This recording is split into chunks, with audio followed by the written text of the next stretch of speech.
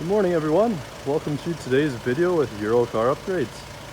Today we had the pleasure of this 2014 Amarok in our shop. This gentleman had a reversing camera that displayed in the rear view mirror that he was having trouble with, and he wanted to upgrade his reversing camera to the ultimate Highline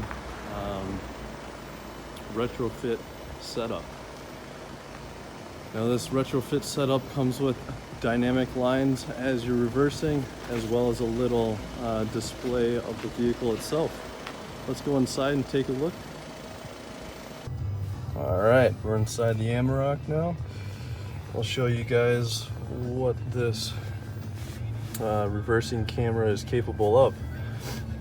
While you put it in reverse, camera display comes up, giving you the dynamic lines, and as you turn the steering wheel, the lines will move, indicating where you'll be reversing, as well as giving you a display of the truck itself.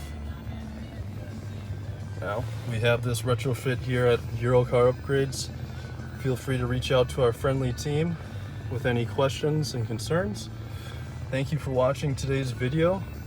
You guys have a great day.